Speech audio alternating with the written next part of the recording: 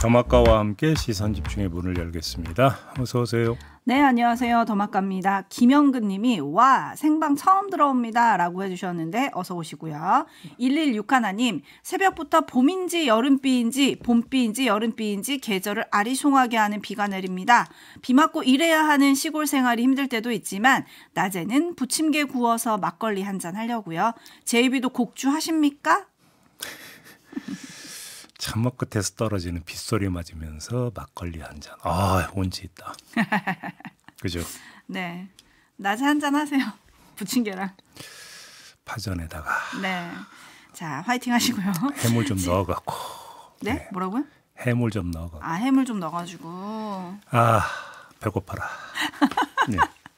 아침부터 지게작대기님 결과가 뻔히 보이는데도 뭔가 기대가 되는 월요일입니다. 공연은 헛바람일까요? 라고 해주셨는데 요거는 뭐 오늘 저녁이면 확인이 가능할 말씀이지 않을까. 그 결과라 하면 무슨 결과?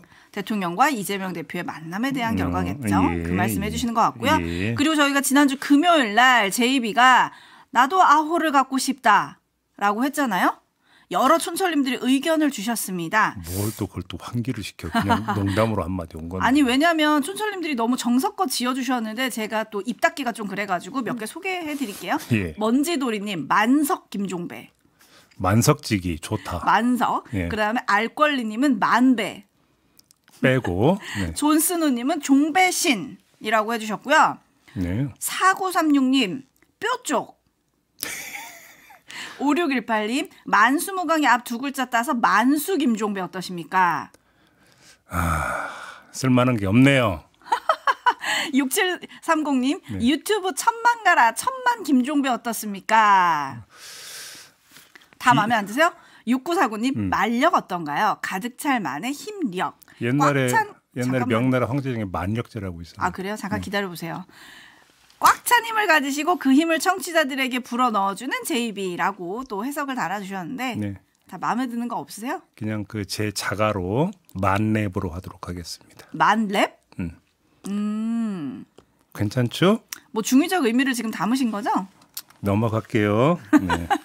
네, 오늘도 소개되신 만석이 분들에게 제일 난데 만석지. 만석. 딴게 네, 그 뭐 정도 이미지도 있으면. 좀 맞으시는 것 같고요. 그래요? 네. 네. 그럼 넘어가죠. 앞으로 만석 김종배. 토토로님이 까탈 종배라고 보내주셨네요. 네, 오늘도 소개되신 분들에게 커피와 디저트 세트 보내드리겠습니다. 춘철님들의 이런 정성 감사합니다. 네. 제이비타임즈 오늘 주목할 첫 번째 뉴스 어떤 걸까요? 최근 10년 차 이하 검사의 퇴직이 증가세를 보이고 있다고 합니다. 2019년에 19명이었다가 20년에 21명, 21년 22명, 22년이 확 늘었는데요. 41명으로 늘었다고 합니다. 관련해서 장진영 대구지검 여성아동범죄조사부 부장검사가 지난 25일 검찰 내부망인 이프로스에 글을 올려서 그 원인을 분석을 했다고 하는데요. 한마디로 0.1%의 정치인들 때문이다라는 주장이었다고 합니다. 그의 주장 음성 대역으로 녹음했는데 들어보시죠. 수년 사이 검찰개혁이라는 이름으로 공수처 설치, 수사지휘권 폐지 등 검찰의 권한은 대폭 조정됐음에도 일부 정치적 이슈가 된 사건의 수사로 소위 검찰 악마화 프레임은 더욱 강화되고 있다. 검찰 사건의 0.1%도 되지 않는 일부 정치적 사건에 관련된 분들이 지난 검찰개혁이 부족하다며 이제 검찰 해체 주장을 한다.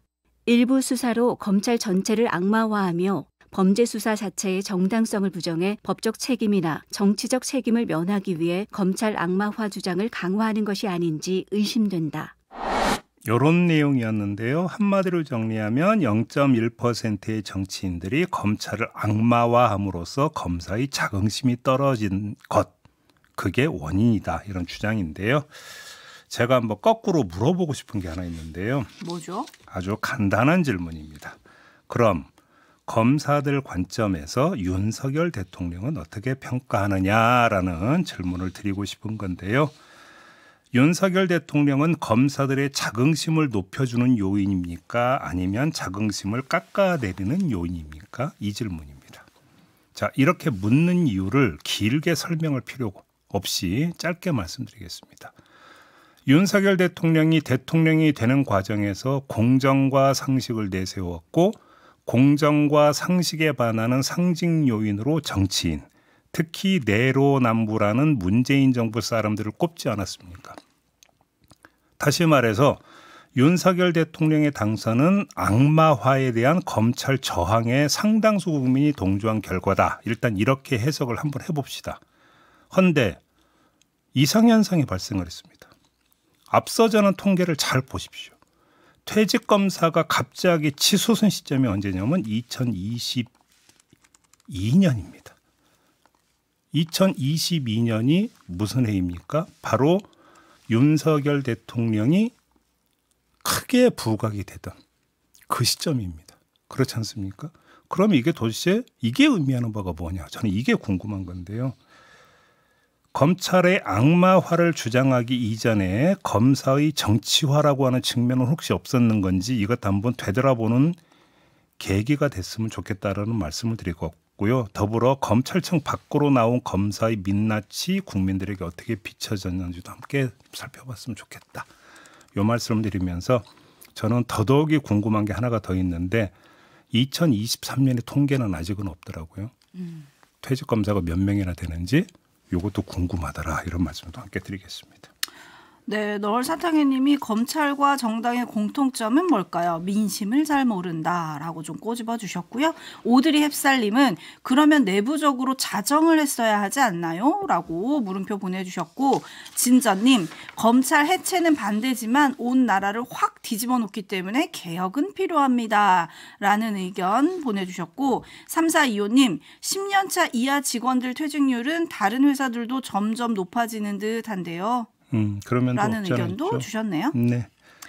네, 그러면 요거에 대한 뭐 판단 춘철님들께 맡기고요. 또 이 글에 대해서 다른 검사들은 어떻게 생각할까? 저는 그것도 좀 궁금하던데 혹시 이에 대한 댓글이나 뭐 내부 반응을 좀 전하는 후속 기사가 있는지 그것도 챙겨보도록 하겠습니다. 네. JB타임즈 다음 주목할 뉴스는 어떤 건가요? 오늘 오후 2시에 영수회담이 열립니다. 윤석열 대통령과 이재명 민주당 대표는 정중동 공식 일정 없이 영수회담 준비를 해왔다고 하는데 목소리는 다른 데서 더 크게 나왔습니다. 바로 국민의힘인데요. 김민수 대변인의 관련 논평 들어보시죠. 이재명 대표가 그간 외쳤던 민생이 진심이었는지 아니면 극단적 이기심이 만들어낸 망국의 정쟁용 회담이었는지를 온 국민이 함께 지켜볼 것입니다. 정말로 민생을 위한 안건들이 테이블 위에 논제로 올라가게 된다라고 하면은 2번 못 만날 일도 3번 못 만날 일도 없을 것이다. 네, 회담 의제가 민생 중심으로 돼야 한다는 주장인데 이건 어찌 보면 뭐 뻔한 주장인 것 같고요. 귀 기울일 건 그 다음 이야기인데요. 한번 들어보시죠. 민주당은 올 한 해 대한민국이 갚아야 할 국채 이자만 29조, 한 해 예산의 4.4%가 지출되고 있는 것을 알고는 있습니까? 모두 한치만 더 들여다보면 미래 세대의 주머니를 강탈하겠다는 것입니다. 민주당이 향하는 쉬운 정치의 길은 결국 망국의 길이며 청년들을 좌절 앞에 무릎 꿇리는 일임을 잊지 않기 바랍니다. 네, 이 대목에 주목한 이유는 뭡니까? 자, 민생 문제는 결국 국가 재정 정책과 직결되는 문제입니다. 그런데 이렇게 미리 계산기 두드리며 앓는 소리를 하면 도대체 어떤 민생 문제를 논의할 수 있다는 건지가 궁금해지기 때문입니다. 더 중요한 점, 이런 식의 접근이 국민의힘에 국한되지 않고 용산에서도 똑같이 나타날 공산이 크다라는 것이죠. 어쩌면 더 구체적일 수도 있습니다. 각종 숫자를 제시하면서 허리띠론을 펼 가능성이 있다고 봐야 되지 않겠습니까? 국가재정 어려우니까 허리띠 졸라매야 된다. 이런 이야기가 나올 가능성이 농후하다. 이런 말씀도 함께 드리겠습니다. 네, 결국 민생지원금 등의 합의 가능성이 별로 없어 보인다. 뭐 이런 전망일까요? 뭐 이거저거 다 빼고 민생지원금 하나만 갖고 한번 얘기를 해봅시다. 민생지원금이 갖는 의미가 윤석열 대통령에겐 남다릅니다. 어떤 점에서 남다르냐? 그건 민생 문제 이전의 정치 문제다라는 겁니다. 자, 2가지 점을 한번 상기해 봅시다. 총선 참패와 지지율 하락이 겹쳐 있는 윤석열 대통령에게 최우선의 정무적 과제는 뭐겠습니까? 지지층의 결집을 다시 꾀하는 겁니다. 2번째, 총선 참패에도 불구하고 여권에서 자발적으로 한 목소리를 내는 게 바로 민생지원금 반대입니다. 자, 이 두 가지 점을 종합하면 어떤 결론이 나옵니까? 윤석열 대통령이 민생지원금을 수용하고 싶어도 수용하기 어렵다라는 잠정 결론에 도달하게 됩니다. 그 순간 지지층 재결집이 아니라 더 큰 분열을 초래할 수 있기 때문입니다. 여권 내 분열을 이야기하는 것이죠. 네. 그래도 혹시나 액수를 좀 깎아서라도 뭐 받아들일 가능성은 없나요? 왜냐하면 타협 가능성이 계속 신문에 나오더라고요. 그러니까 뭐 그런 상황을 한번 가정을 해보죠. 그렇게 된다고 칩시다. 그럼 그 공은 윤석열 대통령에게 돌아갈까요? 이재명 대표에게 돌아갈까요? 지지층에서 오히려 이제 그 반발은 반발대로 사면서 정치적 생색도 못 내는 그런 결과를 빚을 가능성 배제할 수가 없습니다. 행여라도 민생지원금을 액수를 좀 줄여서 받는다면 이거야말로 국정기조의 전환 신호다. 그래서 정무적 고려 별로 안 하고 접근한 것이다. 이렇게 이해할 수도 있겠죠. 간단히 말해서 윤석열 대통령이 마음을 비웠다라는 신호로 이해할 수도 있을 겁니다. 한번 관전 포인트를 한번 남겨놓도록 하지요. 어떻게 되냐에 그런데 따라. 별로 가능성이 높아 보이지는 않는다. 제가 보기엔 이런 말씀을 드리는 겁니다. 네, 지금 국민의힘 김민수 대변인의 목소리 좀 전해드렸는데 토사구팽 미쉐리님, 뭐 허보현님 많은 분들이 살림 못 해놓고 이거는 무슨 얘기냐. 국가 재정을 그럼 누가 이렇게 하고 있는지 그 문제 좀 따져보자. 뭐 이런 비판적인 의견이 좀 많으세요. 네. 반면에 정진권님은 세상에 공짜 없다고 하는데 돈 풀면 누군가는 언제 갚아야 할 돈 아닙니까? 라는 또 물음표를 보내주셨거든요. 요게 어쨌든 오늘 만남에서 주요한 얘기거리가 될 거는 분명해 보입니다. 그렇죠? 네. 어떻게 얘기가 될지 좀 궁금하고요. 대한민국 만세님은 이런 의견 주셨어요. 우여곡절 끝에 2년 만에 처음 영수회담이 열리는 날입니다. 구체적 성과가 있으면 더 좋겠지만 그렇지 않더라도 일단 두 사람 사이의 인간적 거리감이 해소되는 계기가 되길 바랍니다. 부디 제발 그랬으면 좋겠습니다. 오늘을 만남으로 인해서 또 만날 거냐, 정기적으로 만날 수 있는 뭔가가 만들어질 것이냐, 뭐 합의문이 나올 거냐, 여러 가지 지금 관전 포인트들이 있어요. 그것도 부디 제발 그랬으면 좋겠습니다. 네. 반면에 어제 이제 대통령실 입장이 있었고 민주당 입장이 있었는데 민주당에서는 이런 얘기가 나왔습니다. 대통령이 듣는 자리가 아니라 답을 하는 자리가 돼야 될 거다. 라고 했어요. 네. 그러면서 지금 민생지원금 외에도 최상병 특검이나 이태원 특별법 처리 수용 요구, 그다음에 대통령의 거부권 행사 자제와 사과 요구, 뭐 이런 거 민주당이 계속 주장을 해왔던 것들 아니겠습니까? 네. 이런 것들을 그대로 테이블에 올려야 한다라는 의견이 지금 당내에 많다고 하던데 과연 대통령이 답을 할 것이냐. 그러니까 요게 또 민생의제에서 대표적인 게 민생지원금이라면 정치의제에서 대표적인 게 최상병 특검법 아니겠습니까? 네. 자, 이재명 대표는 반드시 이걸 거론을 할 거라고 봐야 됩니다. 그러면 윤석열 대통령의 대답이 어떻게 나올 것 같습니까? 모범 답안은 이미 나와 있습니다. 대통령실이 한 말인가요? 혹시 특검법은 국회에서 여야가 논의할 사안입니다. 그게 모범 답안입니다. 아하. 그렇죠? 그 후에 용사는 대통령실에서는 그 국회의 결정을 보고 나서 판단하겠습니다 하면 그게 모범 답안이라는 겁니다. 하지만 그 모범 답안이 민심이 이제 그 모범 답안을 수용할 거냐, 요건 네. 좀 다른 문제 아닌가요? 여기서 이제 모범의 기준이 되는 게 중요한 건데요. 뭐냐면 받아들이지 않는 차원에서의 모범 답안. 이걸 말씀을 드리는 겁니다. 어떤 말이 오고 갈지 오늘 2시입니다. 사담의 형식으로 열린다고 하는데요. 모두 발언은 공개가 되겠죠? 보통 뭐 이제 인사하는 장면 정도는 공개가 되겠죠. 네. 그리고 앉아서 한 1000마디 정도 뭐 날씨 이야기가 되든 뭐가 건강 이야기가 되든 보통 통례는 그 정도만 공개를 했었죠. 그렇죠. 네.